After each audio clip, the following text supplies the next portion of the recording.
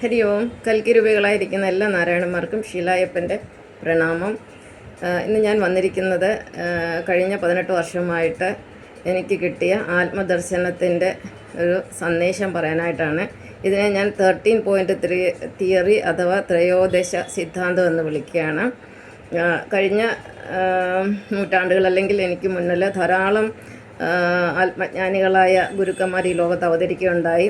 ഉദാഹരണത്തിന് ശ്രീ ബുദ്ധന്, ശ്രീ മഹാവീരന്, അതുപോലെ ശ്രീ യേശു ക്രിസ്തു, ശ്രീ മുഹമ്മദ് നബി, ശ്രീ ഗുരുനാനാക്ക് ഇവരെല്ലാം ആത്മദർശനം കിട്ടിയ ആളുകളാണ്. ഇവരെയാണ് നമ്മൾ ഗുരുക്കന്മാരെന്ന് പറയുന്നത്. ചിലർ പ്രവാചകരെന്ന് പറയും, ചിലർ അവതാരങ്ങളെന്ന് പറയും. അപ്പോൾ എന്തായാലും ഇവരെല്ലാം ലോകത്തിൻ്റെ നന്മയ്ക്ക് വേണ്ടി പല പല സംഭാവനകൾ ചെയ്യുകയുണ്ടായി. അതെല്ലാം അവരുടെ ജീവിതത്തിൽ നിന്ന് അവർ പഠിച്ച പാഠങ്ങളാണ്. ശ്രീ ബുദ്ധഭഗവാന് ലോകത്തിന് ചതുര സത്യങ്ങൾ, 4 സത്യങ്ങൾ, അഷ്ടാംഗമാർഗങ്ങൾ എന്നിവ പഠിപ്പിക്കുകയുണ്ടായി. ശ്രീ മഹാവീരന് 5 പഞ്ചമഹാവ്രതങ്ങൾ പഠിപ്പിക്കുകയുണ്ടായി. പിന്നെ യേശുക്രിസ്തു ജനിക്കുന്നതിന് മുന്നേ തന്നെ ബൈബിളിൽ 10 കൽപ്പനകളുണ്ട്. ബൈബിളിൽ അതിൻ്റെ ബേസിക് എന്ന് പറയുന്നത് ആ 10 കൽപ്പനകളാണ്. അതുപോലെ അതിനുശേഷം ശ്രീ മുഹമ്മദ് നബി തിരുമേനി അവതരിച്ചു. അദ്ദേഹം ഇസ്ലാം മതത്തിൻ്റെ 5 പില്ലറുകൾ അഥവാ 5 സ്തംഭങ്ങളെക്കുറിച്ച് പഠിപ്പിച്ചു ലോകത്തിന്. അതിനുശേഷം ശ്രീ ഗുരുനാനാക്ക് ജി അവതരിച്ചു. അദ്ദേഹം 5 കെ എന്ന് പറയുന്നത് പിന്നെ കേശം, കട, പിന്നെ അതുപോലെ കൃപാണ്. അങ്ങനെ ഒരു സിഖുകാരന് അല്ലെങ്കിൽ സിഖ് മതം വിശ്വസിക്കുന്ന ഒരാൾ ഫോളോ ചെയ്യേണ്ട ചില കാര്യങ്ങളാണ്. ഞാനിപ്പോൾ അതിനെക്കുറിച്ചൊന്നും കൂടുതൽ പറയുന്നില്ല, കാരണം ഇതെല്ലാം കൂടെ പറയാൻ തുടങ്ങിയാൽ ഇവിടെയൊന്നും അവസാനിക്കത്തില്ല. വീഡിയോ ഏറ്റവും ചുരുക്കാനാണ് ഞാൻ ആഗ്രഹിക്കുന്നത്. അപ്പോൾ എന്ത് തന്നെയായിരുന്നാലും സിഖ് മതം 5 കെ ഫോളോ ചെയ്യുന്നുണ്ട്, 5 കാകൾ ഫോളോ ചെയ്യുന്നുണ്ട്. അതിനുശേഷം ഇപ്പോൾ എൻലൈറ്റ്മെൻറ്റ് കിട്ടിയിരിക്കുന്നത് ഭഗവാന്റെ കൃപ കൊണ്ട് എനിക്കാണ്. കഴിഞ്ഞ 18 വർഷമായ 2007 എനിക്ക് ഭഗവാന്റെ ദർശനം കിട്ടുന്നത്. ദർശനം എന്ന് പറഞ്ഞാൽ ഭഗവാൻ അരൂപിയാണ്. ഭഗവാനെ നമുക്ക് ആർക്കും കാണാൻ പറ്റത്തില്ല, ഭഗവാനെ കാണാനും കേൾക്കാനും പറ്റത്തില്ല. നമ്മുടെ ഉള്ളിൽ നിന്നാണ് നമുക്ക് ഭഗവാന്റെ അനുഭവം ഉണ്ടാകുന്നത്. നമുക്ക് വേണ്ടുന്ന എല്ലാ കാര്യങ്ങൾക്കും നമ്മുടെ ഉള്ളിൽ നിന്ന് നമ്മളെ ഭഗവാൻ പഠിപ്പിക്കുന്നതായിട്ട് കാണിച്ചു തരുന്നതായിട്ട് നമുക്ക് അനുഭവം ഉണ്ടാവുകയാണ് ചെയ്യുന്നത്. അപ്പോൾ ഞാൻ അങ്ങനെ കഴിഞ്ഞ 18 വർഷമായിട്ട് ഉണ്ടായ അനുഭവങ്ങളിൽ കൂടെ 13 തത്വങ്ങൾ പിന്നെ ഉണ്ടാക്കി, അല്ലെങ്കിൽ ആ തത്വങ്ങൾ ഞാൻ അതിനൊരു നിർവചനം കൊടുത്തു. ആ നിർവചനത്തിൽ ആദ്യത്തേതാണ്, 13 ഭാഗങ്ങളായിട്ട് ഞാൻ പഠിപ്പിക്കാൻ ആഗ്രഹിക്കുന്നു. ആദ്യത്തെ ഭാഗം ഇതാണ്. ഒന്നാമത്തേത്, പ്രപഞ്ചത്തിന് ഒരു സൃഷ്ടാവ് മാത്രമേ ഉള്ളൂ, അത് നാരായണനാകുന്നു. പ്രപഞ്ചത്തിനൊരു സൃഷ്ടാവെന്ന് പറഞ്ഞാൽ സൃഷ്ടിക്കുന്നവനാണ്. ഇപ്പം നമ്മൾ റീൽ സൃഷ്ടിക്കുന്നുണ്ട്, അല്ലെങ്കിൽ നമ്മൾ കുട്ടികളെ സൃഷ്ടിക്കുന്നുണ്ട്, നമ്മൾ പാട്ട് അല്ലെങ്കിൽ പിന്നെ രചനകൾ, അതുപോലെ എന്തെല്ലാം കരകൗശല വസ്തുക്കൾ, പിന്നെ കണ്ടുപിടുത്തങ്ങൾ, ഇതെല്ലാം സൃഷ്ടികളാണ്. ഒരു മുട്ടുസൂചി പോലും സൃഷ്ടിക്കണമെങ്കിൽ അതിൻ്റെ പുറകിൽ ഒരു സൃഷ്ടാവ് വേണം. ഒന്നും തനിയെ ഈ ലോകത്തുണ്ടാവുകയില്ല. അപ്പോൾ നമ്മളും ഈ സകല ജീവജാലങ്ങൾ, ഈ പ്രപഞ്ചവും എല്ലാം സൃഷ്ടിച്ചതിൻ്റെ പിന്നിൽ ഒരു സൃഷ്ടാവ് തീർച്ചയായിട്ടും ഉണ്ട്. അത് ആരാണെന്ന് ചോദിച്ചു കഴിഞ്ഞാൽ അത് ഒരേ ഒരു ഉത്തരമേ ഉള്ളൂ, നാരായണൻ. നാരായണൻ എന്ന് പറയുന്നത് എന്തുകൊണ്ടാണെന്ന് ചോദിച്ചാൽ അതിനൊരുപാട് അർത്ഥമുണ്ട്. കാരണം ഒരുപാട് പേരിൽ നമ്മൾ ഭഗവാനെ വിളിക്കുന്നുണ്ട്. ഓരോ മതക്കാരും ഓരോ പേരിലാണ് വിളിക്കുന്നത്. എല്ലാവരും പറയും അവരുടെ ദൈവമാണ് സത്യം, അവരുടെ ദൈവമാണ് സത്യം. അതങ്ങനെ ഇരുന്നോട്ടെ, അത് അവർ പറയുന്ന സത്യമാണ്. അതിന് യാതൊരു കുഴപ്പമില്ല, അതിൽ യാതൊരു മാറ്റവും വരുത്തുകയും വേണ്ട. അപ്പോൾ നാരായണൻ എന്ന് പറയുന്നത് അതൊരു ഊർജ്ജമാണ്. അതിൻ്റെ സ്രോതസ്സ് എന്ന് പറഞ്ഞാൽ നാരമാണ്, ജലത്തിലാണ് അതിൻ്റെ ശക്തി എല്ലാം കേന്ദ്രീകരിച്ചിരിക്കുന്നത്. ഈ ജലത്തിൽ നിന്നാണ് സകല ജീവജാലങ്ങൾ ഉത്ഭവിച്ചിരിക്കുന്നത്. നരൻ എന്ന വാക്ക് തന്നെ നാരായണൻ എന്ന വാക്കിൽ നിന്നാണ് നരൻ ഉണ്ടായിരിക്കുന്നത്. നരനെ, നാരി, നരി, അതുപോലെ വാനരന് അല്ലെങ്കിൽ നായ, ഈ വാക്കുകളെല്ലാം നാരായണനിൽ തന്നെയുണ്ട്. അപ്പോൾ സകല ചരാചരങ്ങളും ഉത്ഭവിക്കുന്ന അല്ലെങ്കിൽ സൃഷ്ടിക്കപ്പെടുന്ന ജലത്തിൽ നിന്നാണ്. നമ്മൾ ഇംഗ്ലീഷിൽ പഠിച്ചിട്ടുണ്ട്, the life originates from water എന്ന്.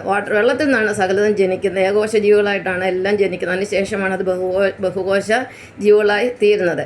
അപ്പോൾ ഈ ഒരു ശക്തി എന്ന് പറയുന്ന ആ ശക്തി അല്ലെങ്കിൽ ഊർജ്ജത്തിൽ നിന്നാണ് നമ്മളെല്ലാം സൃഷ്ടിക്കപ്പെട്ടിരിക്കുന്നത്, നമ്മളും സകല ചരാചരങ്ങളും. അപ്പോൾ നമ്മൾ ജലത്തിൽ നിന്നാണ് എന്നതിൻ്റെ ഏറ്റവും വലിയ ഉദാഹരണം നമ്മുടെ അമ്മയുടെ ഗർഭത്തിലെ എന്താണ് പറയുന്നത്, അമ്നിയോട്ടിക് ഫ്ലൂയിഡോ, അങ്ങനെയാണല്ലോ ഗർഭത്തിലെ ജലത്തിന് പറയുന്നത്. ആ വെള്ളത്തിൽ നിന്നാണ് നമ്മുടെ ജനനം നടക്കുന്നത്. അതുപോലെ ഒരു കോഴിമുട്ട എടുത്താൽ അതിലും ജലം നമുക്ക് കാണാം.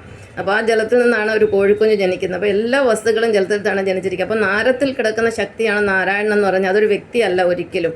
പിന്നെ അതുപോലെ നരൻ എന്ന വാക്ക് നാരായണൻ എന്നാണ് ഉണ്ടായിരിക്കുമെന്ന് പറഞ്ഞു. പിന്നെ അതുപോലെ പിന്നെ നമ്മൾ എന്താ പറയുക, ഓരോ ഭൂമിയിൽ ഓരോ പ്രശ്നങ്ങൾ അല്ലെങ്കിൽ അധർമ്മം ഇങ്ങനെ കൊടികുത്തി വാഴുന്ന സമയത്ത് അധർമ്മം ഈ ലോകത്ത് ഏറ്റവും വർദ്ധിച്ചു വരുന്ന സമയങ്ങളിൽ ഭഗവാൻ നാരായണൻ തന്നെയാണ് അവതാരമെടുത്ത് വരുന്നതും ദുഷ്ടന്മാരെ നിഗ്രഹിക്കുന്നതും.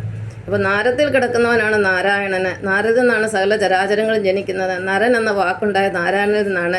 നാരായണനാണ് അവതാരങ്ങളെടുത്ത് ഭൂമിയിൽ വന്ന് ദുഷ്ടന്മാരെ നിഗ്രഹിക്കുന്നതും അതുപോലെ ഭക്തന്മാരെ രക്ഷിക്കുന്നതും പിന്നെ അതുപോലെ തന്നെ ധർമ്മത്തെ പുനഃസ്ഥാപിക്കുന്നതും. അപ്പോൾ അതുകൊണ്ട് നാരായണൻ തന്നെയാണ് യഥാർത്ഥം. ആ ഭഗവാനെയാണ് നമ്മൾ പല രൂപത്തിലും പല ഭാവത്തിലും ആരാധിക്കുന്നത്. ആ ഭഗവാൻ എവിടെയാണെന്ന് വെച്ചാൽ സകല ചരാചരങ്ങളിലും ഉണ്ട്. മണ്ണിലും വിണ്ണിലും തൂണിലും തുരുമ്പിലും ആറ്റത്തിലും കോശത്തിലും അതുപോലെ ഓരോ തന്മാത്രയിലും ഭഗവാനുണ്ട്. ഭഗവാൻ അന്തര്യാമിയാണ്, ബഹിർയാമിയാണ്. അതുകൊണ്ടാണ് ഭഗവാനെ പറയുന്നത് God is omnipresent, omniscient and omnipotent എന്നൊക്കെ നമ്മൾ പറയുന്നത്. അപ്പോൾ ലോകത്തിന് അല്ലെ പ്രപഞ്ചത്തിന് ഒരേ ഒരു സൃഷ്ടാവുള്ളൂ, നാരായണനാകുന്നു. അത് ഇഷ്ടമുള്ള പേരിൽ ആളുകൾ വിളിച്ചോട്ടെ. അതിന് ഒരൊറ്റ സൃഷ്ടാവ് മാത്രമേ ഈ പ്രപഞ്ചത്തിനുള്ളൂ. അത് മൂന്നായിട്ടിരിക്കുകയാണ്, ബ്രഹ്മാവ്, വിഷ്ണു, മഹേശ്വരൻ. പോസിറ്റീവ് അതായത് നന്മയായിട്ടിരിക്കുന്ന വിഷ്ണുവും തിന്മയായിരിക്കുന്ന ശിവനും പിന്നെ മതേതര സ്വഭാവത്തോട് ന്യൂട്രലായിട്ടിരിക്കുന്നത് ബ്രഹ്മാവുമാകുന്നു. അപ്പോൾ പ്രപഞ്ചത്തിന് ഒരേ ഒരു സൃഷ്ടാവുള്ളൂ. അതാണ് ആദ്യത്തെ തിയറി. അത് നാരായണനായിരിക്കുന്നു. ഈ നാരായണനെ നമ്മൾ പരമാത്മാവ്, പരംപൊരുള്, പരബ്രഹ്മം, പരാശക്തി, ഓംകാരം എന്നീ പേരുകളിൽ അറിയപ്പെടുന്നു. ഈ ഭഗവാനെ നമ്മൾ വിളിക്കുന്ന സുപ്രീം ഗോഡ് എന്നാണ്. അതുപോലെ അതിനെ സുപ്രീം എനർജി എന്ന് പറയാം. പിന്നെ ദ അൾട്ടിമേറ്റ് യൂണിവേഴ്സൽ എനർജി എന്ന് പറയാം. അപ്പോൾ ഏറ്റവും ഉയരത്തിലിരിക്കുന്ന ആ ഒരു ശക്തിയാണ് പ്രപഞ്ചത്തിൻ്റെ നാഥനായ നാരായണൻ. അതിന് നിങ്ങൾ ഏത് പേരിട്ട് വിളിച്ചാലും അതിന് യാതൊരു കുഴപ്പമില്ല, എല്ലാം ഒന്ന് തന്നെയാണ്. പക്ഷേ അത് ഏതാണെന്ന് നമ്മൾ അറിയണം. അപ്പം ഭഗവാനെ നമ്മൾ സുപ്രീം ഗോഡെന്നാണ്. നമ്മൾ ഓരോരുത്തരും ഗോഡാണ്. ഇപ്പം നമ്മളെല്ലാവരും കൽക്കികളാണ്. ഈ ലോകത്തിലിരിക്കുന്ന സകല മനുഷ്യൻ കഴിഞ്ഞ 63.5 വർഷമായിട്ട് കൽക്കി 62 വർഷമായിട്ട് എല്ലാവരും കൽക്കികളായിട്ടിരിക്കുകയാണ്. ലോകത്തുള്ള സകല മനുഷ്യരും കൽക്കികളാണ്. 3 തരം കൽക്കികൾ ഇവിടെയുണ്ട്. വിഷ്ണു കൽക്കികളുണ്ട്, ശിവകൽക്കികളുണ്ട്, ബ്രഹ്മകൽക്കികളുണ്ട്. എല്ലാവരും കൽക്കികളായതുകൊണ്ട് ഞാൻ എനിക്കൊരു പേര് തീരുമാനിച്ചു. എന്നെ സൃഷ്ടിച്ച എൻ്റെ ബയോളജിക്കൽ ഫാദറിൻ്റെ പേര് രാമൻ നാരായണൻ എന്ന്. അപ്പോൾ എനിക്കൊരു പേരിട്ട് കൽക്കി രാമൻ എന്ന്. അപ്പോൾ നിങ്ങളെല്ലാം കൽക്കിയാകുമ്പോൾ നിങ്ങൾ നിങ്ങളുടെ അച്ഛൻ്റെ പേരിട്ട് വിളിക്കുക. ഞാൻ എൻ്റെ അച്ഛൻ്റെ പേരോട് കൂടി കൽക്കി രാമനെന്ന് ഞാൻ ആത്മദർശനം കിട്ടിയതിന് ശേഷം ഞാൻ എന്നെ അങ്ങനെയാണ് വിളിക്കുന്നത്. കാരണം ഓരോരുത്തർക്കും ദർശനം കിട്ടുമ്പോൾ അവരവരുടെ പേര് മാറ്റും. ഉദാഹരണം സുധാമണി എന്ന് പറഞ്ഞ പിന്നെ അമ്മ മാതാ അമൃതാനന്ദമയായി, നരേന്ദ്രൻ എന്ന് പറയുന്ന ആൾ സ്വാമി വിവേകാനന്ദനായി. അങ്ങനെ ഓരോരുത്തരും ഓരോ പേര് സ്വീകരിക്കും. പക്ഷേ ഞാനൊരു പേര് സ്വീകരിച്ചിട്ടില്ല. ഞാനിങ്ങനെ എഴുതുന്നതിനകത്തൊക്കെ കൽക്കിരാമൻ എന്ന് എഴുതാറുണ്ട്. നമുക്കറിയാം എല്ലാ മന്ത്രിമാരുടെ മേളിലൊരു പിന്നെ ഒരു എന്താ പറയുക പ്രധാനമന്ത്രിയുണ്ട്. എല്ലാ കോടതിക്കും മേളിലൊരു സുപ്രീം കോടതിയുണ്ട്. അപ്പം നമ്മളെല്ലാം ദൈവങ്ങളാണ്, നമ്മളെല്ലാവരും കൽക്കികളാണ്, നമ്മളെല്ലാവരും ശിവനാണ്, നമ്മളെല്ലാവരും വിഷ്ണുവാണ്, നമ്മളെല്ലാവരും ബ്രഹ്മാവാണ്, ഓരോരുത്തരും ഓരോ ഭഗവാനാണ്. അപ്പം നമ്മുടെ എല്ലാം മേളിൽ നമ്മളെല്ലാം സൃഷ്ടിച്ച ഒരു ഭഗവാനുണ്ട്. ആ ഭഗവാനെയാണ് നമ്മൾ നാരായണനെ വിളിക്കുന്നത്. ആ ഭഗവാനെ നമ്മളറിയാം. നമ്മൾ നമ്മളിലേക്ക് നോക്കണം. നമ്മൾ ജനിക്കുന്നതിന് മുമ്പ് നമ്മുടെ അമ്മയുടെ ഗർഭത്തിൽ നമ്മൾ ജനിക്കുന്ന സമയത്ത് അത് അച്ഛനും അമ്മയും ഒരു പരിപാടി ചെയ്യുന്നത് നമുക്കറിയാമല്ലോ. ഒരു ഫെർട്ടിലൈസേഷൻ ചെയ്യുന്ന സമയത്ത് സെക്കൻഡുകൾ അല്ലെങ്കിൽ മിനിറ്റ് മാത്രം നിൽക്കുന്ന ഒരു പരിപാടിയാണ്.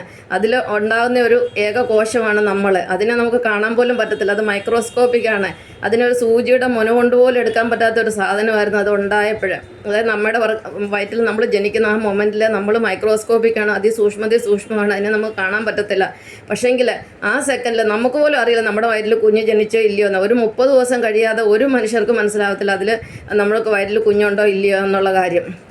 അപ്പോൾ ആ ഉണ്ടാകുന്ന സമയം തൊട്ട് ആ ഏകകോശത്തെ 1-നെ 2ആയി, 2-നെ 4ആക്കി, 4-നെ 8ആക്കി, 16ആക്കി, 32ആക്കി, 64ആക്കി, 128ആക്കി, 256ആക്കി, 512ആക്കി, 1024ആക്കി, 2048 എന്ന കണക്കിൽ ഇങ്ങനെ ഇതിനെ ജോമെട്രിക്കൽ പ്രോഗ്രഷൻ എന്ന് പറഞ്ഞു. ഈ കണക്കിൽ ഇതിനെ ആ സെക്കൻഡോട്ട് വിഭജിച്ചാണ് നമ്മളെ ഭഗവാൻ സൃഷ്ടിക്കുന്നത്. നമ്മളുടെ ഉള്ളിലിരുന്നുകൊണ്ടാണ് ഭഗവാൻ നമ്മളെ സൃഷ്ടിക്കുന്നത്.